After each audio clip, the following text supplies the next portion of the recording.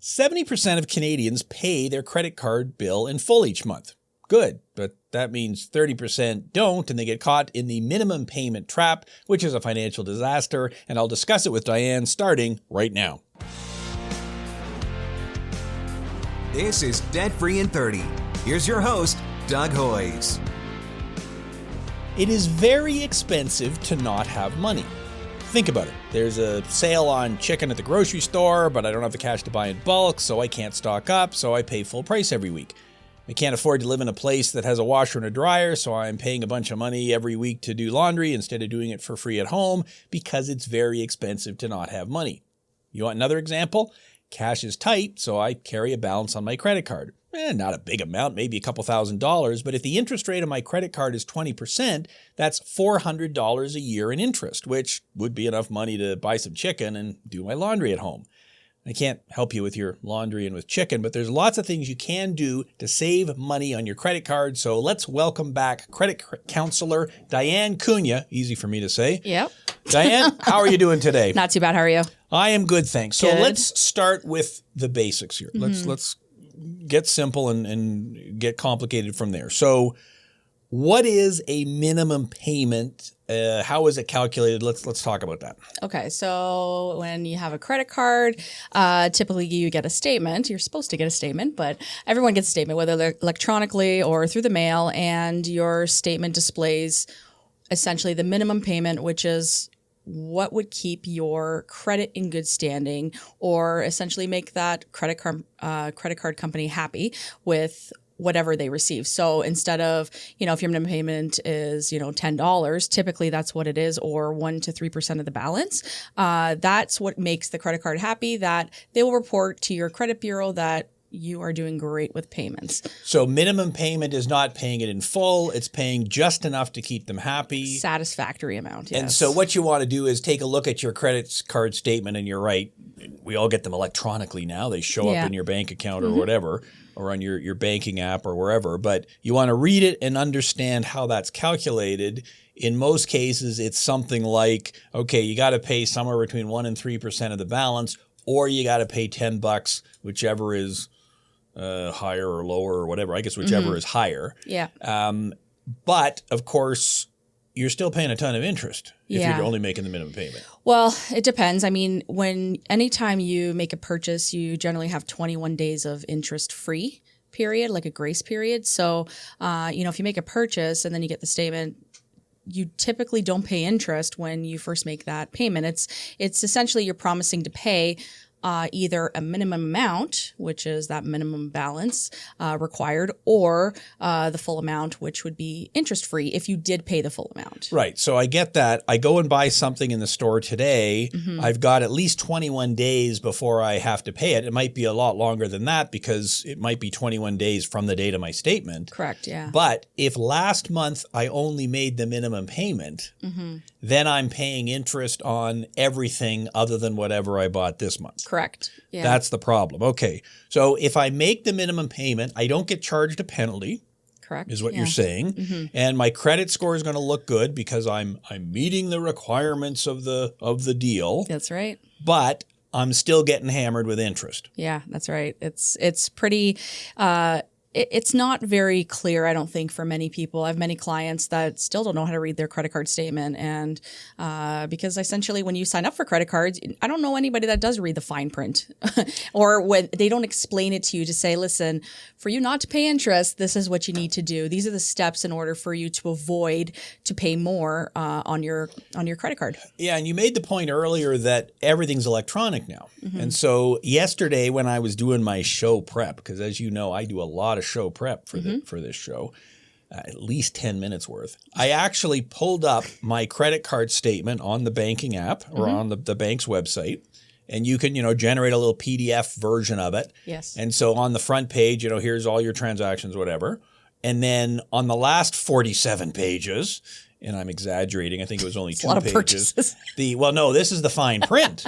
Okay. A fine print. The purchases are only like 30 pages. I don't buy that much. So all of the fine print And it's literally, it is fine print. It's Yes. like font 2 or something. Yes. And, here's how the grace period is calculated and here's how this is going to be. Yeah. And you would have to be a lawyer to actually understand that. Mm-hmm. Do you recommend that people actually try to read that? You can try, but honestly, I think it's really difficult. I think that if you find it hard to understand because, there's like a footnote 2, footnote 3, they're referencing so many different, there's clauses to everything, obviously to cover their own butts. But essentially I say, you can try to call in, ask for help. I've called in just for, just reference to this for them to explain to me, okay, how does interest, I just kind of played silly, played dumb. And they were not too bad explaining it, but I was like, how come you guys don't explain that in the beginning? And they said, well, it's in the documents that you sign. And so it was just interesting. It's tough because how do you ask for something? How do you ask for something that you don't know what you're asking for? So if you're not explained, because you could be 18 years old, qualify for a credit card. It's like, great, I got a credit card for $1,000. Typically, that's what happens when you turn 18. You get pre-qualified because you're 18. You're now an adult and you can start building. And it's not explained. Like when I got my credit card, I was like, yeah, free CD. I'll sign up for that. And then they never told me this is what you need to do. I don't know what a CD is because I'm not as old as you. deck. So I don't know what that is. It's like an 8-track. Okay, now I understand what you're talking about. But yeah, so like it's not like I don't know. I don't know anybody that actually explains this is what the credit card statement looks like. This is what it is. It's essentially the onus is on you to figure it out. Yeah, buyer beware. Yeah, well, and exactly. there's actually 2 different documents. So there's the agreement you sign when you actually get the credit card, which probably is, which is like a booklet. Yeah, exactly. Many, many pages of really fine print. So you would have to be a lawyer and spend a few weeks going through it and highlighting everything. Mm-hmm. And then there's your monthly statement, which has a summary. Please refer to the original agreement you signed. Right. So it is very complicated. So, okay, we're not lawyers. We don't have time to or even the wherewithal to read through everything. Would it be a secondary idea to actually look at your statement then? Because that shows, here's how much interest we charged you this month. Mm-hmm. Well, you can kind of work backwards. It tells you what the interest rate is and figure out what they're charging you based on that. Would that be at least something to do? Yeah, I mean, it's one, you should always review your statement because you never know if there's an unauthorized purchase or something. But you should always look at your statement because it will tell you, like now I believe it's required by law that the credit card companies have to tell you, hey, if you pay minimum payment, it's going to take you about 375 years to pay off your debt. And I think everybody should be reviewing that and even calculating it to see, okay, where was my interest made or how much it'll tell you. Yeah. And one of the problems with either a debit card or a credit card is it's not real. Right. Like in the old days when you were buying your CDs, you would go to the store with a $20 bill, which was hard-earned money, and you would hand it over and they would give you your thing. Well, that was kind of a real thing. It meant something. Whereas now they got this thing called tap. I don't know if you heard of that or not. Yes. It's a thing where you just tap it. Yeah. It doesn't work on my card because I don't think I have it set right or something. I'm tapping and it's not doing anything. But, I mean, how easy is that? Boom. Yeah, that's all exactly. I got to do. And so by actually going back at the end of the month and looking at the statement and go, oh, look at all those taps I did. Each tap cost me that much. And not only that, it whacked me with all this interest. I think that's one way to maybe make it a little more real. Exactly. Okay, we've talked about credit cards. There's these things called lines of credit. You heard of those too? Yes. I believe you've actually done videos on that, so people can go to the YouTube channel and look that up. So how does a minimum payment work on a line of credit as compared to a credit card? Is there any difference? Well, it could be interest-only payments. I believe some lines of credits you can do 1% of the payment. I know that my bank does that, but it's similar. I mean, it is less interest typically. Hopefully. Well, the interest rate is lower, yeah. Yeah, and so the minimum payments, they're not. I don't think they'd be like $10, but they would be. It would actually display to you. I guess it puts into perspective. This is how much. If it's interest only payments, this is how much it's costing you to borrow for this month. So it actually, it compounds, and I mean, if you're just paying interest only payments, you're going to see those payments increase. Yeah. So again, take a look at your statement. And you're right. Some lines of credit, again, every line of credit's different. It depends what the deal is you got with your bank, but some of them are interest only. So yeah, all you got to do is pay that money every month. But of course, that means next month you still owe the same amount. Correct. So interest only means you pay interest for the rest of your life and the debt never goes down. Correct. That's what interest only means. And they're happy. They're happy. Well, and that was kind of my next question then. So why is it minimum payments exist? I mean, are they for the bank? Are they for the borrower? Like what's the real deal here? I think it's the illusion that it's for the borrowers. So the bank says, hey, you know what? We're going to help you out. Here's some cash. You can, you can use this credit card or this line of credit, use it to your advantage. And you don't have to pay everything back right now, but, with a small interest, just pay us back with the minimum payments. And I mean, at the end of the day, you're really helping out the bank because, if you just think about it, how many Canadians or people in general have credit and they're just paying minimum payments? That 30%, they're making a ton of money. So it might help you at that time, but is it going to help you in the long run? Probably not. It helps the banks. It helps the creditor. So minimum payments are for the benefit of the bank, not for you. That Correct. makes sense to me because it juices the amount of interest that they will ultimately make. That's correct. Yeah. So, okay, that kind of makes sense to me. So what then is the risk if I just pay the minimum? And I guess you've kind of hit on the obvious one. Well, duh, you can pay more interest. Yeah. Is it as simple as that or is there more to it? Well, the balance, the balance increases, number one. So if you're just paying interest only payments or just minimum, that balance is going to continue to increase because there's interest built on that. So that's why it says you're going to take it 375 years just to pay minimum payment. And that's if you made no other purchases. So the balance will increase. That is the biggest factor in that they don't tell you that. They just say it's going to take you this long, but they don't say, hey, pay interest only or minimum payment and you'll be okay. Yeah, if the minimum payment is less than the interest that month, then obviously the balance is going to increase. Now, maybe they've got it structured that, no, you're at least covering the interest that month, although I'm not convinced that's always the case. Right. But you're probably also putting purchases on the card, too. Exactly. So there's almost no way your balance isn't increasing unless you're already up to your limit. Right. So, okay, so I'm paying more in interest.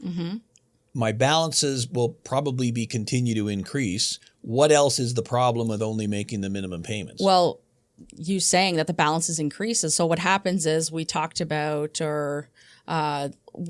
we talked about this credit utilization. And credit utilization is when you it's basically exactly that. How much are you utilizing on your credit? So like, for example, if you're using $1,000, if you have $1,000 limit and you're using maybe $100 or maybe even $50, that's 5% or 10%. And that utilization rate affects your credit score. So it does tell you, it doesn't benefit you to be utilizing all of your credit because it just shows that you're risky, even though your credit score might be fantastic, but it'll drop down because you're consistently utilizing too much of it.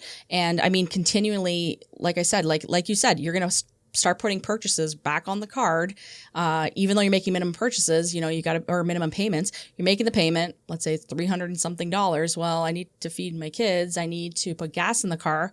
You're going to put money back on it. And what happens? More interest accumulates. Now, you and I look at a lot of credit reports, you more than me probably, and it is my belief, and some people will disagree with me on this, but it is my belief that the lower the utilization, the better. So the best utilization is 0. The second best is 1%. There are some people who say, oh, you want to always keep it around 20 or 30% because, that's the right level. I don't agree with that. I think 0 is better because it's the least risky possible. And of course, you're paying 0 interest then if your utilization is 0. But you're obviously can get into so we had two different concepts here. One was that if I'm making the minimum payments, my credit score is fine because I'm honoring my deal. Exactly. But I could be making my minimum payments and have too high a utilization. And in fact, it is a mathematical certainty that if all I did was make my minimum payments, then my utilization was higher than 0. Exactly. That's what only making a minimum payment is. Exactly. So would you agree then that only making your minimum payments in the long term, if your utilization therefore goes up, actually hurts your credit score? Yeah, I believe that it does hurt your credit score only minimum because one, not only that, I think that people just obsess over the credit score. And at the end of the day, credit score is only important when you need to borrow money. And when you look at it, if you're just paying minimum payments because you believe that this is going to help my credit, it's going to be fine, well, why not pay off the balance and have zero debt owing and your credit score will be okay, as opposed to thinking that, like you said, like paying 30% or whatever, it doesn't help at all. Yeah, and if you were to pay it off and therefore not have to pay that interest, and you were to take that interest you're not paying and put it in a TFSA, into a savings account, or like you do, Bitcoin or whatever did you invest all your money in, then you can actually increase your wealth. Exactly. And I mean, it's about building assets, not building credit score. I think credit score should be a secondary thing always with people. It's strictly what I have to look over worry about myself and not the creditors. And I mean, who cares what they think? It's more of why do you want to pay them more money if you don't have to? Yeah, you're the boss. And I've said it many times on this show. Your friend Warren Buffett, who is like the richest guy there is, I don't know what his credit score is, but it's probably not perfect because the guy probably hasn't had any debt in his own name in 50 years because he's got $9 billion in his savings account. Yeah, and he stresses build assets. Yep. Like exactly that. If you want to be rich, build your assets, because building credit, again, it's just like a marketing thing with credit card companies saying, yeah, if you don't have this, if you don't have good credit, you're not a great person. Well, if I have really bad credit but $9 million in the bank, it's pretty easy to buy a car. Yeah. Because they don't have to do a credit Why do you check care? on me. Well, I don't care. Here's your cash. And you might think, well, there's no way you would have a bad credit score if you have $9 million in the bank. Well, it doesn't matter how much money is in the bank. That does not have any impact on your credit score whatsoever. Right. It doesn't report your credit score. Your credit score doesn't say, well, this person has, $3,000 in their bank account. They don't have a credit card, so it will boost up your score. It's not about that. It's I usually tell clients, like, your credit score is how well do you manage your debt. That's what I tell everyone. It's not, they probably call it a credit score, because if they called it a debt score, it would be such a negative reaction you're to it. Absolutely right. And it should be referred to as a debt score. Yes. It shouldn't be referred to as a credit card. It should be called a debt card. Yes, it should be. Because that would change our framing in our head. Oh, I'm using my debt card to incur debt to purchase that item. As opposed to, oh, it's a credit card. Give credit where credit is due. Credit is a positive thing. Mm-hmm. It's a very crafty marketing ploy on the part of big credit, right, or big debt, to make us think that credit is good. It's the same reason they don't call it death insurance. That's true.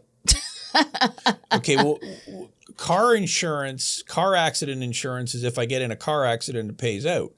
Death insurance is if I die, it pays out. So why don't they call it death insurance? Well, no one will want to buy death insurance. That's not a positive thing. But if we call it life insurance, everyone will want to buy it. And it's exactly the same with a debt card. Well, if we call it a credit card, people will use it. And if we call it a credit score, I want credit. I want that pat on the back. Yeah. So I want as high a credit score as possible. If we called it a debt score, I think then we would really fully realize in our heads, this, as you said earlier, is for the benefit of the lender. It's not for my benefit, and it is not a validation of my own worth as a human being. Exactly. And I mean, just to bring back to the point where you talked about the tapping option, I mean, I read, and I wish I could find the study, but I read in a study that you are likely to spend at least 20% more with a credit card when you go for a purchase, 10% more with a debit card at least, and less than what you go in for with cash. And that is completely true. If you had $100 in cash and a credit limit of $300 on a credit card, what are the odds of you following, your budget when you go into the grocery store, for example? You can calculate how much you'll end up counting what you have in your cart, because you don't want to go to the till and say, I don't have enough cash there. So, or it's like, can you take that out? Credit card, it's like, well, I got that leeway. So it's this illusion that it's like, well, I'll worry about paying it later. I don't have to worry. It's like if something comes up, I could just pay minimum payment. And then that's where it just it just snowballs, and just the minimum payment is just, it's not good.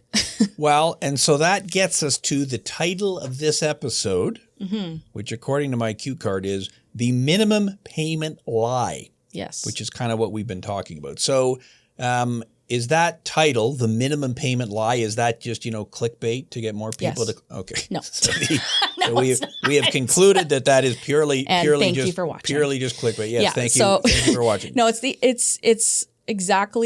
illusion that you can afford more than you really can. It's the illusion of affordability. So you have this credit card, again, thinking, all right, I got approved for a $5,000 limit. It's like, okay, well, what person needs a $5,000 credit card? I always tell people, you know what, maybe $2,000, maybe $3,000 is needed, if anything, to put a purchase on, but to pay it back right away. But this illusion that it's like, okay, I can use this, like, it's almost like they say, use this like a loan type thing. So, and you get to determine how much you put down on this loan. It's all right, we'll give you a loan of, up to $3,000 if you decide to buy, some, I don't know, appliances, and you end up paying just minimum payment. Well, you're determining that payment and you're just making them a lot of money without realizing it. Yeah, and I like that. The illusion of affordability. If I have the cash in my bank account and I don't need that cash for anything else, then yes, I can afford to spend it on whatever I want. Exactly. But if I don't have the cash, then I really can't afford it. But because I have this card where they're willing to lend me the money, that gives me the illusion that I can actually afford it. And I think you're absolutely right. Cash is a lot harder to spend than credit. Now, unfortunately, we're recording this in the year 2021, which is right after the year 2020, and there was this big virus and a whole bunch of stuff happened. And we don't really use cash much anymore. That's right. And part of that is because, well, we don't really go into stores anymore. We just order everything and they ship it to our house. And when we do go into the store, we're using the tap thing, if your card knows how to do that. And so we've gotten away from the physical nature of the cash. And I think that's what kind of leads to this illusion of affordability, which of course means it keeps you in debt. Exactly. That's really what it's doing. Right. Okay, so now let's get into the philosophy section of Debt Free in 30. Something we're going to do on every show now is quote from the major philosophers. Yeah, Plato or whatever. So here is my philosophical question for you. Is it ever okay to only make the minimum payment? No. The answer No. is That's no. Essentially, I guess the only reason why you would make a minimum payment is if you're tackling other debt, other credit cards maybe. So let's say you have a high interest payday loan or a high interest credit card, and you want to pay that off first because it's costing you more money. So it's like, okay, I'm going to focus on that. I'm going to put minimum payment on that credit card and not use the credit card because essentially, or else it will continue to build. But make the minimum payment and pay off the other creditors. But usually I don't see a reason why. I see a reason why it doesn't benefit the person. It benefits the bank. They love it. Yeah, so to me, this is a math question. Right. Like I understand, okay, I got laid off. I don't have a full paycheck this week. So I cannot make the full payment just because the cash is physically not there. So at the very least, I'm going to try to make the minimum payment. I'll make more if I can. But if I don't have the full payment, I can't make the full payment. I mean, it's yes, you should, but if I can't, I can't. And I think also I am a big believer, if you've got a bunch of different debts and you're going to attack them on your own, start with the highest interest rate first. And I agree, some people don't agree with me on that. They say, well, pay off the little one, get it out of the way. It psychologically benefits you. From a math point of view, there's no doubt attack the higher interest rate first. So as you said, if I have a payday loan, well, I want to get that one attacked because the interest rate might be 390%. Okay, I'm only going to make the minimum payment on my credit card this month to free up the cash to pay off the payday loan, but my credit card is only 20%. I guess that would be a reason why I would only make the minimum payment. Yeah, and also like you said, like if someone, let's say you're not getting paid because you're off for COVID reasons or whatever, then you go back to work, you're off for 2 weeks, and it's like, okay, I have to eat, and you didn't budget for it, for example, and you just make the minimum payment that month. I guess that would be helpful because then it's like, okay, next month you can pay it off. So it benefits people in that sense, but you just don't want to get in the habit of using that reasoning to not even just that reason, but just to pay the minimum payments. Okay, so I don't think we're going to do the philosophy section anymore. That was a crazy idea on my part. Let's do the section we always do in every show, though, and that is the practical advice section. Right. That's why our millions of viewers across the world are watching us here today. Yeah. So how can you, and I want practical things here, how can you avoid the minimum payment trap, the minimum payment lie? What are your practical advice on that? Well, the biggest thing is you obviously want to pay more than the minimum, so pay it in full. So whatever you end up purchasing, make sure you've budgeted for that. I always recommend to clients who are rebuilding their credit, it's like, okay, you don't want to be in this position where you owe minimum only. So how about you do small purchases like gas? You always buy gas for your car. You know how much it costs. If I ask somebody, how much does it cost to fill up your tank? $50-$60 every week. Perfect. Why not put it on that, pay it off right away so that at the end of the month, you have a bill of $0 as opposed to $200 because you can pay your credit card sooner than your statement. So first thing is making small transactions, paying more than the minimum. Obviously, you don't want to continue to pay minimum just because it's going to hurt you. But yeah, I mean, it's limit the, I think we talked about this too, the limit of your credit card, having it, not 5,000, not 20,000, which I've seen before, because that's where it's going to catch you in the trap. And also, really think about what you're putting on that credit card. Can you afford it? Can you pay it off in full? Is it going to affect you negatively down the road? And you're a big believer, as am I, in, you just said it, don't just pay your statement on the statement date. You can make a series of micro payments, if you want to call them that. Yeah, exactly. So pay it. If you get paid every week, why not pay it off every week? Yeah.